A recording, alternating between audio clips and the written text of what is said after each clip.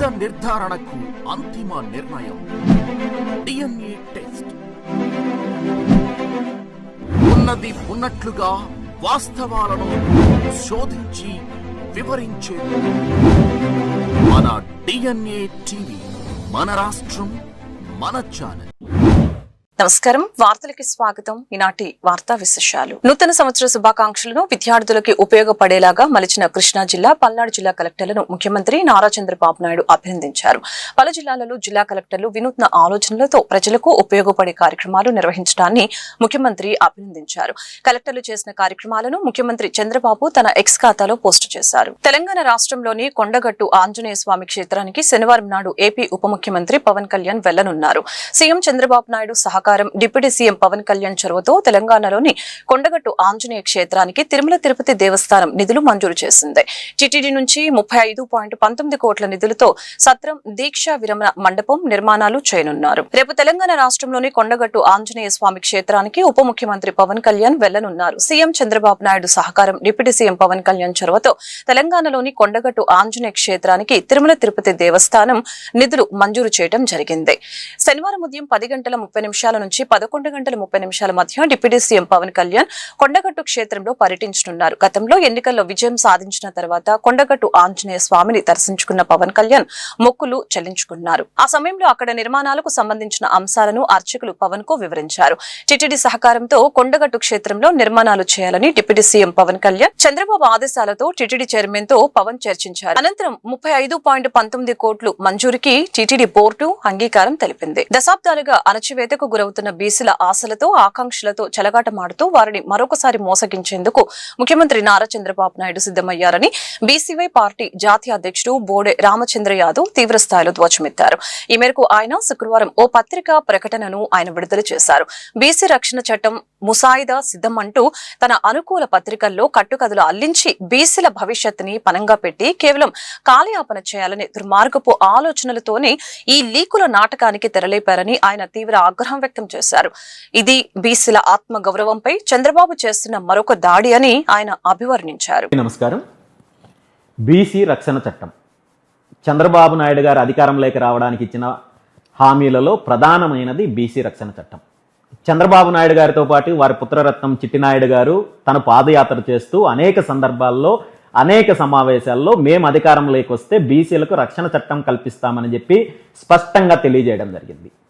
తీరా అధికారంలోకి వచ్చిన ఈ 20 నెలల కాలంలో ముఖ్యమంత్రి చంద్రబాబు నాయుడు గారు కానీ, హామీ ఇచ్చిన వారి పుత్రరత్నం కానీ, అదేవిధంగా తెలుగుదేశం పార్టీకి సంబంధించిన నాయకులు కానీ ఎక్కడ బీసీ రక్షణ చట్టానికి సంబంధించి అడుగులు ముందుకు వేయడం కానీ, ఆ అంశాన్ని ప్రస్తావించడం కానీ జరగలేదు.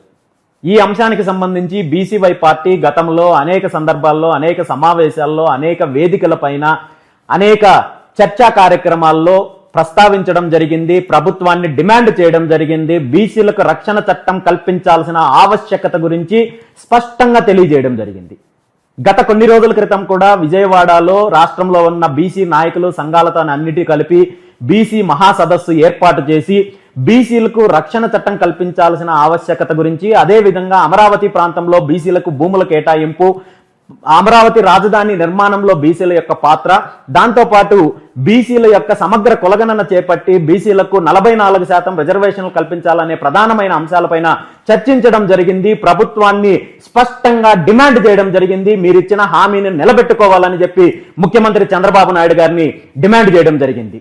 ఈ డిమాండ్లకు, ఈ చర్చా వేదికలకు ఇలాంటి సందర్భాలలో ఏ ఒక్క రకంగానూ ప్రభుత్వం స్పందించడం లేదు. కాబట్టే ఇందులో భాగంగా కార్యాచరణను ప్రకటిస్తూ వచ్చే ఫిబ్రవరి 22వ తేదీన రాజధాని నడిబొడ్డులో బీసీలకు సంబంధించిన సమస్యలపైన లక్షలాది మంది బీసీలతో బీసీ మహాగర్జన పేరుతో బీసీవై పార్టీ ఆధ్వర్యంలో బహిరంగ సభ ఏర్పాటు చేసి అక్కడ నుండి బీసీలకు సంబంధించిన సమస్యలపైన పోరాడడానికి బీసీవై పార్టీ సిద్ధంగా ఉందని చెప్పి ప్రకటించడం జరిగింది.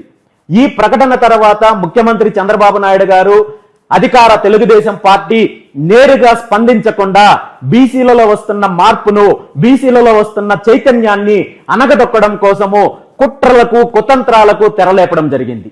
అందులో భాగంగా ఈరోజు ఉన్నట్టుండి ఈనాడు పేపర్లో ప్రధానంగా మొదటి పేజీలో మొదటి వార్తగా ఒక కల్పిత కథనాన్ని తీసుకురావడం జరిగింది. ఈ మచిలీపట్నం ఎంపీ కార్యాలయంలో నేషనల్ హైవే మరియు మోర్త్ ప్రాజెక్టు డైరెక్టర్ల జాతీయ రహదారులకు సంబంధించిన సమీక్ష సమావేశం నిర్వహించారు. ఈ సమీక్ష సమావేశంలో ఎంపీ కేశినేని శివనాథ్, ఎంపీ వల్లభనేని బాలశౌరి, రాష్ట్ర గనుల శాఖ మంత్రి కొల్లు రవీంద్ర, ఎమ్మెల్యేలు గద్దె రామ్మోహన్, బోడె ప్రసాద్, మండలి బుద్ధప్రసాద్, వెనిగండ్ల రాము, కాగిత కృష్ణప్రసాద్, ఆర్టీసీ చైర్మన్ కొనకల్ల నారాయణలు పాల్గొన్నారు. జాతీయ రహదారుల నిర్మాణం, భూ సేకరణ, పెండింగ్ పనులు, ప్రజలకు ఎదురవుతున్న సమస్యలపై అధికారులు, ప్రజాప్రతినిధులు చర్చించారు. ఉమ్మడి కృష్ణా జిల్లాలోని నేషనల్ హైవే సమస్యల్ని త్వరలోనే పరిష్కారం అవుతాయని ఎంపీ కేశినేని శివనాథ్ వివరించారు. ఇవాళ నేషనల్ హైవే సమస్యల మీద ఉమ్మడి కృష్ణా జిల్లా ప్రజాప్రతినిధులు నేషనల్ హైవే అధికారులతో కూర్చుంటడం జరిగింది. పలు సమస్యలు అధికారుల దృష్టిలో పెట్టడం జరిగింది. ఆల్రెడీ కొన్ని సమస్యలు అంత ముందు పరిష్కరించి వాటిల్లో చిన్న చిన్న ప్రాబ్లమ్స్ కూడా వారి ముందుకు తీసుకువచ్చిన వెంటనే పరిష్కరిస్తామని వారు తెలియజేయడం జరిగింది. ఈ సమావేశం చాలా ఫ్రూట్ఫుల్గా జరిగింది. తప్పకుండా నేషనల్ హైవే సమస్యలు, ఉమ్మడి కృష్ణా జిల్లాలో సమస్యలు అతి త్వరలో ప్రజల కష్టాలు గట్టెక్కుతాయని శ్రీ శివకామ సుందరి సమేత నటరాజస్వామి వార్ల 6 ద్రోత్సవ కళ్యాణం పురస్కరించుకుని శుక్రవారం ఉదయం 8 గంటలకు శ్రీ శివకామ సుందరి సమేత నటరాజస్వామి వార్లకు మంగళ స్నానాలు, వధూవరులుగా అలంకరణ కార్యక్రమం నిర్వహించారు. ఆలయ కార్యనిర్వహణాధికారి వికే సీనా నాయక్, నటరాజస్వామి ఆలయ నిర్మాణ దాతలు ప్రత్యేక పూజ కార్యక్రమాలు నిర్వహించారు. దుర్గగుడిపై శుక్రవారం ఉదయం దేవస్థానంలో 6 ద్రోత్సవ కళ్యాణం ప్రత్యేక పూజలు ప్రారంభించారు. 3 రోజుల పాటు జరిగే ఈ ఉత్సవాలు ప్రత్యేకమైనవి. ఉమ్మడి ఆంధ్రప్రదేశ్ లో నటరాజస్వామి ఆలయాలు అరుదు కాగా దైవ ప్రేరేపణతో 1954లో దాతలు ఇంద్రకీలాద్రిపై నటరాజస్వామి వారి ఆలయ నిర్మాణం ప్రారంభించారు. ప్రముఖ పుణ్యక్షేత్రమైన చిదంబరం ఆలయం తరహాలో ఇక్కడ శ్రీ విఘ్నేశ్వర స్వామి, శ్రీ నటరాజస్వామి, శ్రీ శివకామ సుందరీదేవి, నందీశ్వర, చండీశ్వర విగ్రహాలను చంద్రశిలతో రూపొందించారు. సకల కళలకు ఆద్యుడైన నటరాజ ఆలయానికి అనుబంధంగా నాట్య మండపం, కళ్యాణ మండపం అప్పట్లోనే నిర్మించారు. శ్రీ శివకామ సుందరి సమేత నటరాజస్వామి వార్ల 6 ద్రోత్సవ కళ్యాణాన్ని పురస్కరించుకుని శుక్రవారం ఉదయం 8 గంటలకు శ్రీ శివకామ సుందరి సమేత నటరాజస్వామి వార్లకు మంగళ స్నానాలు, వధూవరులుగా అలంకరణ నిర్వహించడం జరిగింది. ఆలయ ప్రధాన అర్చకులు లింగంబొట్ల దుర్గా ప్రసాద్, ఉప ప్రధాన అర్చకులు కోటా ప్రసాద్ తదితరులు ఈ కార్యక్రమంలో పాల్గొన్నారు.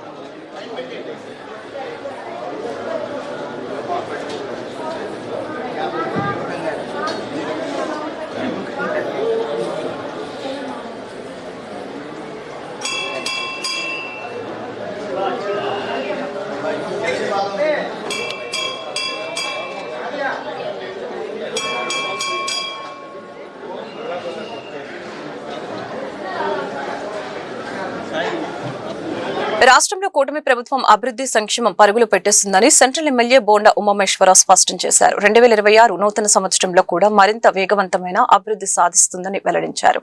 రాష్ట్ర ప్రజలందరికీ నూతన సంవత్సర శుభాకాంక్షలు తెలిపారు. మొగల్రాజపురంలోని సెంట్రల్ ఎమ్మెల్యే బోండా ఉమామేశ్వరరావు ఇంటి వద్ద నూతన సంవత్సర వేడుకలు ఘనంగా జరిగాయి. ఈ కార్యక్రమంలో కేక్ కట్ చేసి స్వీట్లు పంచుకుని వేడుకలు జరుపుకున్నారు. నియోజకవర్గంలోని అన్ని డివిజన్ల టీడీపీ నాయకులు, కార్పొరేటర్లు, కార్పొరేషన్ల చైర్మన్లు ఈ కార్యక్రమంలో పాల్గొని ఎమ్మెల్యేకు నూతన సంవత్సర శుభాకాంక్షలు తెలిపారు. సంక్షేమం, అభివృద్ధితో పాటు యువతకు ఉపాధి కల్పించేందుకు ప్రభుత్వం వేగవంతంగా పనిచేస్తుందని తెలియజేశారు. అమరావతిలో 80,000 కోట్లతో అభివృద్ధి పనులు చేస్తున్నామని అన్నారు. 22 లక్షల కోట్ల రూపంలో ఎంఓయూలు వచ్చాయని తెలిపారు. Google data centre, quantum valley వంటి మల్టీనేషనల్ కంపెనీలు రాష్ట్రానికి వచ్చాయని తెలియజేశారు. 2026లో మరింత వేగవంతమైన అభివృద్ధికి ముఖ్యమంత్రి చంద్రబాబు నాయుడు నేతృత్వంలో కూటమి ప్రభుత్వం పాటుపడుతుందని చెప్పారు. కూటమి ప్రభుత్వం అధికారంలోకి వచ్చినాక మళ్ళా రాష్ట్ర అభివృద్ధి వేగంగా ఊపందుకుంది. ఇవాళ రాష్ట్రంలో అన్ని రకాలుగా ఒకవైపు సంక్షేమం, ఒకవైపు అభివృద్ధి, ఒకవైపు యువతకి ఉపాధి కోసం పెట్టుబడులు తీసుకురావటం కానీ, అలాగే రైతన్నలకి అండగా ఉండటం కానీ, అన్ని వర్గాల ప్రజలకు కూడా మేలు చేస్తూ ఉన్నాం. ఈరోజు పెద్ద ఎత్తున దాదాపు 1,00,000 కోట్ల రూపాయలు ఈ 18 నెలల కాలంలో సంక్షేమం కోసం ఒక పింఛన్ల రూపంలో వృద్ధులకి 4,000, 6,000, 10,000, వికలాంగులకి, బెడ్ రిడన్ వాళ్ళకి 15,000, ఈ లెక్కన 60,000 కోట్లు ఇచ్చాం ఒక్క పెన్షన్ రూపంలో. అట్లాగే తల్లికి వందనం కానీ, రైతులకు కానీ, అలాగే ఉచిత మహిళలకి బస్సు కానీ, ఫ్రీ సిలిండర్లు కానీ 1,00,000 కోట్ల రూపాయలు ఇప్పటికీ సంక్షేమానికి వచ్చి ఇచ్చాం. అంతేకాకుండా రాష్ట్ర అభివృద్ధి, ఒకవైపు అమరావతి 80,000 కోట్ల రూపాయలతో ఇప్పటికీ వర్కులు పిలిచాం. రాష్ట్ర వ్యాప్తంగా పెట్టుబడులు 22 లక్షల కోట్ల రూపాయలు ఇప్పటికీ ఎంఓఈలని, 12 లక్షల కోట్లు గ్రౌండ్ అయిని వేగంగా ఎన్ని కూడా వస్తే మన రాష్ట్రంలో యువతకి ఇక్కడే ఉద్యోగాలు చేసుకునే అవకాశం వస్తుంది. ఇవాళ ప్రపంచంలో అతిపెద్ద గూగుల్ డేటా సెంటర్ని మన రాష్ట్రానికి తీసుకొచ్చాం, విశాఖపట్నానికి. అనేక రకాలుగా క్వాంటమ్ కంప్యూటర్, క్వాంటమ్ వ్యాలీ, ఇవాళ ప్రపంచంలో క్వాంటమ్ వ్యాలీ అనేది ఎక్కడా లేదు, మన అమరావతిలోనే రాబోతా ఉంది. అంటే ఇవన్నీ కూడా రేపు యువత భవిష్యత్ యువత కోసం. కాబట్టి గత 18 నెలలుగా అభివృద్ధిని పరుగులెత్తిస్తా ఉన్నాం. ఆ భగవంతుని ఆశీస్సులతో 2026 నూతన సంవత్సరం, ఈ సంవత్సరం ఆ భగవంతుని ఆశీస్సులతో మరింత వేగంగా ఈ రాష్ట్రం అభివృద్ధి చెందాలని, ఆ అభివృద్ధి చెందడానికి అన్ని రకాలుగా ఆ అల్లా ఆశీస్సులు, ఆ యేసు ప్రభు ఆశీస్సులు, ఆ వెంకటేశ్వర స్వామి. రసాయన ఎరువులు, పురుగు మందుల వాడిన ఆహార ఉత్పత్తులు తినడం ద్వారా ప్రజలు పటుత్వం కోల్పోతున్నారని బీజేపీ కిసాన్ మోర్చా రాష్ట్ర అధ్యక్షులు చిగురుపాటి కుమారస్వామి వెల్లడించారు. మోడీ ప్రభుత్వం సేంద్రీయ వ్యవసాయంపై దృష్టి పెట్టిందని, సేంద్రీయ వ్యవసాయ ఉత్పత్తులు పెంపొందించేందుకు పనిచేస్తున్నట్లు స్పష్టం చేశారు. జనవరి 3న సేంద్రీయ వ్యవసాయం అన్న అంశంపై రౌండ్ టేబుల్ సమావేశం నిర్వహిస్తున్నామని చెప్పారు. రాష్ట్ర బీజేపీ కార్యాలయంలో బీజేపీ కిసాన్ మోర్చా రాష్ట్ర అధ్యక్షులు చిగురుపాటి కుమారస్వామి ఆధ్వర్యంలో మీడియా సమావేశం నిర్వహించడం జరిగింది. ఈ సందర్భంగా కుమారస్వామి మాట్లాడారు. రసాయన ఎరువులు, పురుగు మందులు వాడిన వ్యవసాయ ఉత్పత్తులు, ఆహార ఉత్పత్తుల వలన ప్రజలలో పట్టుత్వం కోల్పోయి అనారోగ్యానికి గురవుతున్నారని తెలియజేశారు. అలాగే నూతన సంవత్సరం జనవరి 3న నగరంలోని వెన్యూ కళ్యాణ మండపంలో సేంద్రీయ వ్యవసాయంపై రౌండ్ టేబుల్ సమావేశం నిర్వహిస్తున్నట్లు తెలియజేశారు. ఈ సందర్భంగా రాష్ట్ర ప్రజలందరికీ నూతన సంవత్సర శుభాకాంక్షలు తెలియజేశారు. పివిఎన్ మాధవ్ గారు బాధ్యతలు స్వీకరించిన తర్వాత రాష్ట్రంలోని నలుమూలల సారథ్యం పేరుతో ఒక యాత్ర కొనసాగించి భారతీయ జనతా పార్టీ కార్యకర్తలందరినీ ఉత్సాహపరిచి ఈ పర్యటనలో భాగంగానే సమాజంలో ఉన్న అనేక వర్గాలకు సంబంధించిన ముఖ్య నాయకుల్ని, ప్రాముఖ్యత కలిగిన ప్రాంతాలని, మన సంస్కృతిని ప్రతిబింబించే విషయాల గురించి సమాజానికి తెలియజేసే ఒక ప్రయత్నం చేశారు. ఈ ప్రయాణంలో భాగంగా అనేక విషయాలు సమాజం దృష్టికి తీసుకురావడం. మీరు చూస్తే ఆంధ్రప్రదేశ్ రాష్ట్రంలో భారతీయ జనతా పార్టీ పొత్తులో ఉంది. పరిపాలన ముఖ్యంగా తెలుగుదేశం పార్టీ, జనసేన ముఖ్య బాధ్యతలో ఉండి పరిపాలన సాగుతుంది. పొత్తులో ఉన్నాం కాబట్టి రాజకీయ పార్టీ తన ఎదుగుదలను ఆపుకోలేదు. అలాని ప్రభుత్వాన్ని విమర్శించే కార్యక్రమం కూడా చేయం. సద్విమర్శలు చేయాలి, సమస్యలు ప్రభుత్వ దృష్టికి తీసుకురావాలి. సమాజంలో ఉన్న అనేక వర్గాలకి భారతీయ జనతా పార్టీ తన వైపు ఉంది అనే అభిప్రాయం కలిగించాలి. కాబట్టి భారతీయ జనతా పార్టీ తన సిద్ధాంత భూమికని, తన భావజాలాన్ని ప్రజలకు తెలియజెప్పే ప్రయత్నం కొత్త సంవత్సరంలో 2026లో జనవరి 3వ తారీఖున సేంద్రియ వ్యవసాయం మీద వెన్యూ కళ్యాణ మండపంలో రౌండ్ టేబుల్ సమావేశం జరుగుతూ ఉంది. సేంద్రియ వ్యవసాయం మీద భారతదేశం అనేక సంవత్సరాల నుంచి ఈ రసాయనిక ఎరువులు, పురుగు మందులు వాడటం వల్ల నేల తల్లి కుషించిపోయి ఆ నేలలో ఉండే పట్టుతో కోల్పోయిన పరిస్థితి ఉంది. దానికి నేల తల్లిని కాపాడటం కోసము నేల పాడవటం కాకుండా అనారోగ్యంగా ఏదైతే ఈ ఆహారము, పురుగు మందులు, రసాయనిక ఎరువులు వాడటం వల్ల వచ్చే ఆహారం తినడం వల్ల అనారోగ్యంతో భారతదేశంలో ఉండే అనేక మందికి అనారోగ్యం వస్తుంది. దానికోసం అని చెప్పని సేంద్రియ వ్యవసాయము, గో ఆధారిత వ్యవసాయం చేయాలనే ఉద్దేశంతో భారతదేశంలో నరేంద్ర మోడీ గారు కానీ, రాష్ట్రంలో చంద్రబాబు నాయుడు గారు కానీ వ్యవసాయాన్ని సేంద్రియ వ్యవసాయం వైపు మలచడం కోసం ప్రయత్నం జరుగుతుంది. ఎందుకంటే వ్యవసాయం ప్రభుత్వాలు మారినా రైతు పరిస్థితి మారటం లేదు. దానికి కారణం ఏంటంటే ఇవాళ వ్యవసాయానికి ఖర్చు పెరుగుతుంది, పంట దిగుబడి తగ్గుతుంది. దానివల్ల రైతు కుంగిపోతున్నాడు. రైతు కుంగటం కాదు, సేమ్ టైము నేల కూడా ప్రశ్నించే గొంతును నులిమివేస్తూ ఉద్యమాలని అణచివేసే దిశగా ప్రభుత్వాలు పనిచేయడం దుర్మార్గమని సిపిఐ రాష్ట్ర కార్యదర్శి గుజ్జల ఈశ్వరయ్య కేంద్ర రాష్ట్ర ప్రభుత్వాలపై ఆగ్రహం వ్యక్తం చేశారు. భారత రాజ్యాంగం ఇచ్చిన హక్కులను కాపాడుకోవడంలో ప్రభుత్వాల ప్రజా వ్యతిరేక విధానాలపై కమ్యూనిస్టు పార్టీ ఉద్యమాలు చేస్తూనే ఉంటుందని వెల్లడించారు. ఈ సందర్భంగా రాష్ట్ర ప్రజలందరికీ నూతన సంవత్సర శుభాకాంక్షలు తెలిపారు. సిపిఐ రాష్ట్ర కార్యాలయం దాసరి భవన్ లో సిపిఐ రాష్ట్ర కార్యదర్శి గుజ్జుల ఈశ్వరయ్య, జిల్లా కార్యదర్శి దోనిపూడి శంకర్, నగర కార్యదర్శి జి కోటేశ్వరరావు సంయుక్త ఆధ్వర్యంలో నూతన సంవత్సర వేడుకలు జరిగాయి. ఈ వేడుకలలో కేక్ కట్ చేసి స్వీట్లు పంపిణీ చేసి ఆనందం వ్యక్తం చేశారు. ఈ సందర్భంగా వారు మాట్లాడుతూ కేంద్ర రాష్ట్ర ప్రభుత్వాలు ప్రజలకు రాజ్యాంగం ఇచ్చిన హక్కులను కాలరాస్తున్నట్లు తెలిపారు. సిపిఐ 100 సంవత్సరాలు పూర్తి చేసుకుని 101వ సంవత్సరంలో అడుగు పెట్టిన సందర్భంలో నూతన సంవత్సరం 2026లో కూడా ప్రజల పక్షాన పోరాడుతుందని చెప్పారు. కార్యక్రమంలో సిపిఐ అనుబంధ సంఘాల నాయకులు, కార్యకర్తలు పాల్గొన్నారు. నగర ప్రజానీకానికి భారత కమ్యూనిస్ట్ పార్టీ సిపిఐ విజయవాడ నగర సమితి తరఫున నూతన సంవత్సర శుభాకాంక్షలు తెలియజేస్తాము. నేడున్నటువంటి పరిస్థితుల పాలకులు భారత రాజ్యాంగం కల్పించినటువంటి ఆర్టికల్ 19 సబ్సెక్షన్ 1 అనేటటువంటిది రైట్ టు స్పీచ్ అనేటటువంటి హక్కుని హరించేటటువంటి పద్ధతిలో ఈ రోజున రాష్ట్ర కేంద్ర ప్రభుత్వాలు హరిస్తా ఉన్నాయి. ప్రశ్నించేటటువంటి గొంతుని నులిపివేసేటటువంటి పరిస్థితిలో తీసుకొస్తున్నటువంటి మాట్లాడేటటువంటి వారిని, లేకపోతే పోట్లాడేటటువంటి వారిని, సమస్యల్ని వెలుగెత్తి చాటేటటువంటి వారి పైన ఈ రోజున రాష్ట్ర ప్రభుత్వం పీడీ యాక్టులు తీసుకొచ్చి ప్రజల్ని భయభ్రాంతులు చేస్తున్నటువంటి క్రమం మానుకోవాలని చెప్పి రాబోయేటటువంటి కాలంలో భారత రాజ్యాంగం కల్పించినటువంటి హక్కులు ఏవైతే ఉన్నాయో హక్కుల్ని హరించేటటువంటి పద్ధతిలో కాకుండా ప్రజలు స్వేచ్ఛగా తమ భావాల్ని, తమ యొక్క విషయాల్ని వ్యక్తీకరించేటటువంటి పద్ధతిలో అవకాశం కలిగించేటటువంటి పద్ధతిలో ప్రభుత్వాలు అనుసరించాలని చెప్పి సిపిఐగా విజ్ఞప్తి చేస్తా ఉన్నాం. రాబోయేటటువంటి కాలంలో ఈ ప్రభుత్వాలు 2020 సంవత్సరంలో ప్రభుత్వాలు అనుసరించేటటువంటి వ్యతిరేక విధానాలపైన స్పష్టంగా నగరంలో కమ్యూనిస్ట్ పార్టీ ఆ వైపుగా అడుగులు వేస్తూ ప్రజలకు చేరువవుతుందనేటటువంటిది ఈ సందర్భంగా తెలియజేస్తూ మరొకసారి విజయవాడ నగరం ఇవ్వాలని చెప్పేసి ఈ సందర్భంగా భారత కమ్యూనిస్ట్ పార్టీ సిపిఐగా కోరుకుంటా ఉన్నాం.